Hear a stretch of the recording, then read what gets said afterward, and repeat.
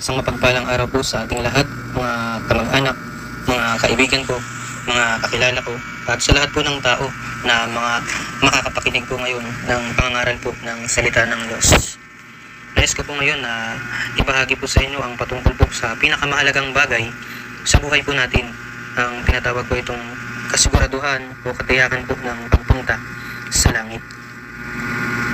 Sabi po ng banal na salita ng Diyos sa Mark chapter 8 verse 36 to 38. For what shall it profit a man if he shall gain the whole world and lose his own soul? Verse 37. Or what shall a man give in exchange for his soul? Verse 38. Whosoever therefore shall be ashamed of me and of my words in this adulterous and sinful generation, of him also shall the Son of Man be ashamed, when he cometh in the glory of his Father with the holy angels. Amen po. Manalangin po muna tayo sandali. Let's pray. Our most gracious God, banal na Diyos, Ama, maraming salamat po Panginoon sa oras po na ito, sa pagkakataon po ito po Lord God, na ako po Panginoon ay gamitin mo Lord, instrumento upang maipahayag po ng ayos at malinaw po Lord God. Bigyan mo po ako Lord ng pananalita at ng more knowledge and wisdom. Lord, wala po akong kakayahan sa aking sarili, wala po akong magagawa kung wala po kayo Lord God. Maraming salamat po Panginoon sa iyo pong biyaya, at sa oras po na ito Panginoon, samahan niyo po kami at ihanda niyo lamang po ang aming pong puso at isipan. At po Lord God, ikaw po ang patuloy na maitaas Lord God. Holy Spirit Panginoon, ikaw po ang magturo, ikaw po ang bigay po sa akin ng more knowledge and wisdom. At Lord God, kung may mga pagkakamali po kami, mga pagkakasala, pagkukulang po sa inyo pong harapan, ito po Lord God, ay ipagpatawad niyo po Panginoon. Hugasan niyo lamang po kami Lord, ngayong oras po na ito, ng inyong pong banal na dugo, ng inyong pong anak na sa Panginoong Jesucristo, upang ang aming pong pagsamba po ngayon sa inyo, sa Espiritu at sa katotohanan, ay maging karapat dapat po Lord God sa inyo pong harapan. Mga Panginoon, mag-bless po ang bawat isa sa mensahe pong ito, at mag-focus po kami, huwag niyo pong hayaan ng kaaway na si Satanas at ang mga demonyo at ang anumang pong distractions po Lord God na makapangambala po sa amin. At maraming salamat po Lord God sa iyo pong lahat ng kapuyahan, pasasalamat at karangalan sa pangalan ng Panginoong Hesus at sa tulong at gabay ng Banal na Espiritu Ama. Amen at amen. Amen po. Purihin po ang Panginoon sa buhay na po na nakikinig po ng salita po ng Panginoon. Dito po sa verses po na binasa po natin sa Mark chapter 8 verse 36 to 38. Kung may Bible po kayo, buksan po natin ang salita po ng Diyos. Amen po. Sabi ng Biblia, sapagkat ano ang mapapakinabang ng tao na makamtan ang buong sanglibutan at mapapahamak ang kanyang buhay? Sapagkat anong ibibigay ng tao na katumbas sa kanyang buhay? Sapagkat ang sinumang magmakahiya sa akin at sa aking mga salita sa lahing ito na mapangalon niya at makasalanan, ay ikahihiya rin naman siya ng anak ng tao pagparito niyang nasa kaluwalhatian ng kanyang ama na kasama ng mga banal na anghel. Sinabi po ng Biblia na anuman po ang pakinabang ng isang tao, kung makamit man niya po ang buong daigdig, kung mapapahamak naman po ang kanyang kaluluwa, maliwala po ang lahat. Kaya ngayon po, ay nawa, pahintulutan niyo po akong magbahagi po sa inyo ng isang mensahe po na nakaayon po sa salita po ng Diyos sa Biblia, na kung paano po ba talaga tayo makapupunta sa langit kasama ng banal na Panginoong Diyos. Sinasabi po ng salita ng Diyos na ang kaligtasan po natin, ang walang hanggang buhay po, ito po ay isang gift o isang regalo po. Sinabi po kasi ng Biblia, ng banal na kasulatan, ng banal na salita ng Diyos, sa Romans chapter 6 verse 23, the Bible says, for the wages of sin is death, but the gift of God is eternal life through Jesus Christ our Lord. Sapagkat ang kabayaran ng kasalanan ay kamatayan, datapwat ang kaloob na walang bayad ng Diyos ay buhay na walang hanggan kay Kristo Jesus na Panginoon natin. Ang regalo po ng Diyos na walang bayad ay walang hanggang buhay sa pamamagitan po ni Jesucristo na ating Panginoon. Ang kaligtasan po, mga minamahal sa Panginoon, ang pagtungo po sa langit ay isang regalo po mismo ng Diyos. At alam niyo po, ang ibig sabihin po ng regalo, tama po, ang isang regalo po, ito po ay libre. At alam po natin, lahat na ito po talaga ay walang bayad. Hindi ka po maglalabas ng pera o lakas. Ngunit alalahanin po natin na kahit na ang kaligtasan po, ito po ay libre, ito po ay regalo, ito po ay walang bayad, yun pong nagbibigay po ng gift o ng regalo pong ito, siya po ang nagbabayad. Katulad po ng sino man Kung minsan po, ang tao naghahanap po ng panregalo, tama po, para sa taong importante o napakahalaga, mahalaga po para sa kanya. Ang binigay po ito ng taong yun sa kanyang pagbibigyan o sa kanyang aabutan ng regalo, ito na po ngayon ay walang bayad. Ngunit sa kanya po na nagbigay nito siya po ay nagbayad. Siya po yung nagbayad nun para maibigay yung bilang isang regalo. So ibig sabihin po, yan po ang katangian ng isang gift, ng isa pong regalo. May tanong lamang po ako sa iyo na nakikinig po ngayon. Bakit po ba tayo nagbibigay ng regalo? Ang pinakasagot po dyan ay dahil po sa pag-ibig. Dahil po yan sa pagmamahal natin sa tao. Sa tao pong gusto pong pagbigyan natin. O sa gusto po nating pagbigyan ng isang regalo. Pag nagbigay ka, the best gift po dapat, no? The best, yung bukal po sa kalooban mo, yung ayon lamang po sa iyong kakayahan na pagbibigay. Bukal po sa kalooban.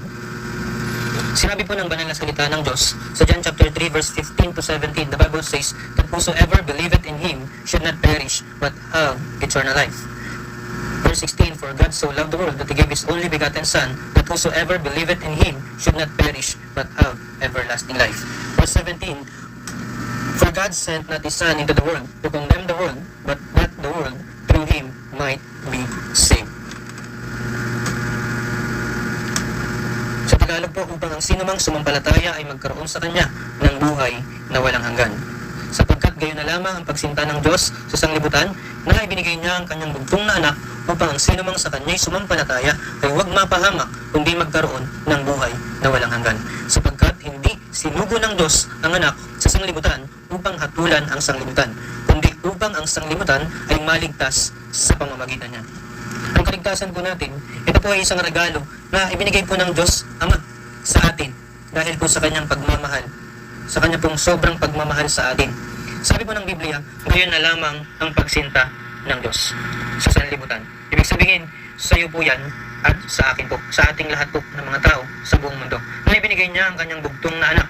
Na sino po yun? Si Yesu Kristo. Upang ang sinumang sa Kanya'y sumampalataya ay huwag mapahamak, kundi magkaroon ng buhay na walang hanggan. So makikita po natin, mga minamahal sa Panginoon, ng Diyos Ama po, dahil po sa sobrang pagmamahal niya po sa ating lahat, ay ibinigay niya po ang regalo. Ang regalo po ngayon ay si Jesus. Tama po kayo ng pagkaunawa. Ang Panginoong Jesus po. May tanong lamang po ako sa inyo na nakikinig po ngayon. Bakit po ba ibinigay ng Diyos Ama ang regalo na si Yesu Kristo para sa atin? Ang pinakasagot po dyan, dahil sinabi po ng salita ng Diyos ay huwag mapahamak. Ibig sabihin po, ang tao po kasi ay mapapahamak, mapaparusahan, mahahatulan. Dahil po sa ikaw, ang pinakadahilan po, dahil ikaw po at ako ay makasalanan. Sinabi po ng banal na salita ng Diyos sa Romans chapter 3 verse 23, the Bible says, for all have sinned and come short of the glory of God. Sapagkat ang lahat ay nangagkasala nga at hindi nakakaabot sa kaluwalhatian ng Diyos. Ang lahat po ng tao sa buong mundo ay nagkasala. Sinabi po ng banal na salita ng Diyos sa Romans chapter 5 verse 8, the Bible says, but God commended His love toward us, in that while we were yet sinners, Christ died for us. Tatapwat, ipinagtatagubili ng Diyos ang Kanyang pag-ibig sa atin nang tayo ay mga makasalanan pa. Si Kristo ay namatay dahil sa atin. Hinanap po tayo ni Kristo habang tayo'y mga makasalanan pa po. Bilang makasalanan po tayo, ay mahihiwalay po tayo sa banal na Diyos, sa presensya po ng Diyos, patungo po sa walang hanggang kaparusahan sa impyernong lugar, sa ikalawang kamatayan, sa lawa ng apoy. Ito po ang ating kahihinatnan o resulta po ng kasalanan po natin, o bilang isa pong taong hindi po ligtas, o bilang hindi po ligtas. Ibig sabihin po na ikaw at ako po ay mapapahamak o mapaparusahan po ng walang hanggan. At kapag tayo po ay namatay at hindi po tayo nakatanggap ng kaligtasan ngayon na nabubuhay pa po tayo po ay mapupunta sa impyerno, sa lawa ng apoy na siyang ikalawang kamatayan na sinasabi po ng Biblia, ng salita po ng Diyos. Mapapahamak po kasi tayo. Yan po ang pinakadahilan kung bakit po ang Panginoong Diyos, ang banal na Diyos, ang Diyos na banal, ang Diyos Ama, ay minahal po tayo ng sobra. Ayaw po tayong mapahamak ng Diyos. Ayaw po tayong mapahamak. Kaya ibinigay po ng Diyos Ama ang kanyang kaisa-isang anak o pinakamamahal na anak. Pinakamamahal niyang anak na si Jesucristo sa krus ng Kalbaryo. At si Jesus po ay namatay doon. Binayaran po niya ang ating kasalanan. Wala po siyang anumang kasalanan. Ngunit ang Panginoong Hesus po ay nagpunta po siya dito sa mundo. Sabi ng Panginoong Hesus, I came not to call the righteous but sinners to repentance. Hindi nangangailangan ng manggagamot ang walang sakit, kundi ang may sakit. Ang sakit po natin, kasalanan. Si Jesus po, ipinanganak po siya ni Virgin Mary, ni Birheng Maria. Ang pinakadahilan po ay upang ikaw at ako po ay tubusin sa kasalanan. Tubusin po tayo sa kaparusahan. Tubusin po ang kaluluwa po natin. Tubusin po tayo upang wag po tayong mapahamak sa walang hanggang kaparusahan sa ikalawang kamatayan. So makikita po natin sa salita ng Diyos na sa pamamagitan lamang po ng pagtanggap sa pananampalataya ay maaari po nating matanggap ang regalo po na ito ng Diyos na buhay na walang hanggan.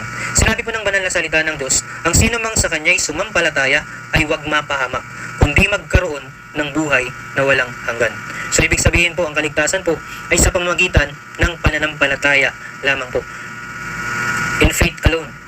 Ang sabi po ng Biblia, ang sino mang sa kanya'y sumampalataya ay wag mapahamak, kundi magkaroon ng buhay na walang hanggan.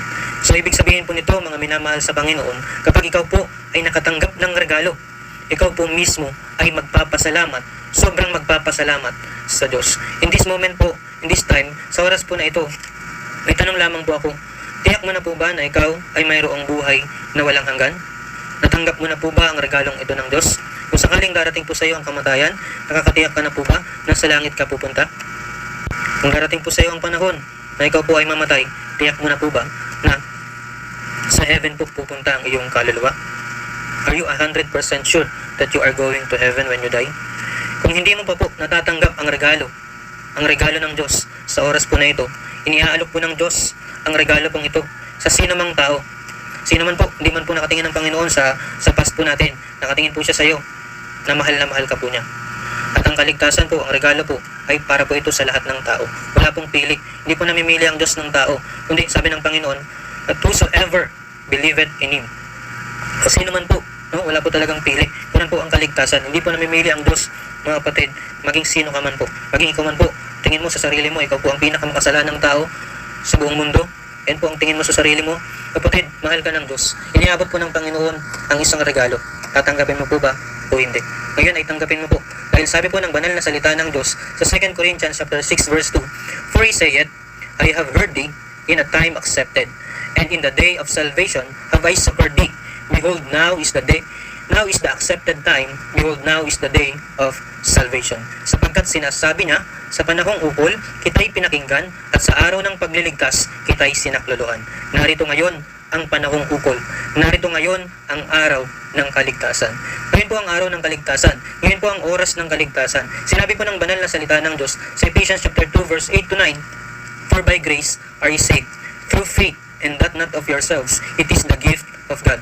Sapagkat sa biyaya, kayo'y nangaligtas sa pamamagitan ng pananampalataya, at ito'y hindi sa inyong sarili, ito'y kaloob ng Diyos. Verse 9, not of works, lest any man should boast. Hindi sa pamamagitan ng mga gawa, upang ang sino man ay huwag mapuri. Matatanggap po natin ang regalo ng Diyos sa pamamagitan po ng pananampalataya. Sa sandaling ilagay po natin ang buong pagtitiwala po natin sa ginawa ni Kristo doon po sa krus ng Kalbaryo. Sinabi po ng banal na salita ng Diyos sa 2 Corinthians chapter 5 verse 21, for He hath made Him to be sin for us, who knew no sin, that we might be made the righteousness of God in Him. Yaong hindi nakakilala ng kasalanan ay kanyang inaring may sala dahil sa atin, upang tayo'y maging sa kanya ay katwiran ng Diyos. Naging possible po, naging posible po ang kaloob na kaligtasan dahil po sa banal na anak ng Diyos, na kinuha po ang ating mga kasalanan. He took our sin. Kinuha po ni Jesus ang ating mga kasalanan at ibinuhos po ang kanyang dugo sa kamatayan. Pagkatapos, siya po ay nagbangon muli. Muli po siyang bumangon mula sa mga patay. Namatay po siya at muli po siyang nabuhay sa ikatlong araw. Bilang patunay po yan, bilang patunay na siya po ay ang anak ng Diyos. Ang pagtanggap po ngayon o pagtanggi po ngayon sa regalo ng Diyos na walang bayad ay nakasalalay po sa bawat isang tao. O sa iyo po na nakikinig po ngayon ng pangangaral po ng mensahe po ng Biblia. Ito po ay kasing simple lamang po ng paniniwala o pagtitiwala po sa ginawa po ni Panginoong Hesukristo para po sa kaligtasan po natin. Kung ikaw po, na sino man po na nakakapakinig po ngayon ng mensahe pong ito, kapag hindi mo pa po natitiyak na sa langit ka pupunta o na sa langit pupunta ang iyong kaluluwa, sa oras po na ito ay nais ko pong pahintulutan mo po nawa ako na gabayan kita sa panalangin. Imuko ko lamang po sandali bilang paggalang po sa Panginoon. Ipikit na rin po natin ating mata at sumunod ka lamang po sa panalangin na ito ng pagtanggap po sa Panginoon upang si Jesus po ay maging ating tagapagligtas at matamo po natin, maranasan po natin, makamit po natin ang buhay na walang hanggan. Nabuhay pa po tayo, alam natin na mayroon na po tayong buhay na walang hanggan na regalo po ng Diyos sa atin. Tayo na po ay manalangin. Amen po. Sumunod lamang po kayo sa panalangin ng pagtanggap po sa regalo po ng Diyos. Let's pray. Sabihin po natin sa Panginoon, dakilang Diyos, maraming salamat po sa iyong regalo na si Jesucristo.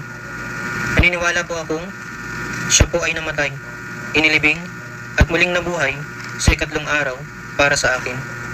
Tinubos niya po ang aking mga kasalanan. Sa oras po na ito, Panginoon, sumasampalataya po ako kay Jesus bilang aking personal na tagapagligtas at Panginoon. Siya na namatay para sa aking kasalanan. Kahabagan niyo po ako na isang makasalanang tao. Patawarin niyo po ako at sa oras po na ito, ipagkaloob niyo po sa akin ang regalo niyo po na buhay na walang hanggan upang ako po ay hindi na mapahamak sa impyerno, sa lawa ng apoy na siyang ikalawang kamatayan. Maraming salamat po Panginoon sa iyong pagmamahal sa akin sa kabila ng ako'y makasalanan pa. Ngayon ako po ay nagpapasalamat. Maraming salamat po sa iyo pong regalo. Ito po ay aking dalangin sa pangalan ni Jesus. Amen at Amen. Amen po. Congratulations po. Maraming salamat po and God bless you all po. To God alone be all the glory.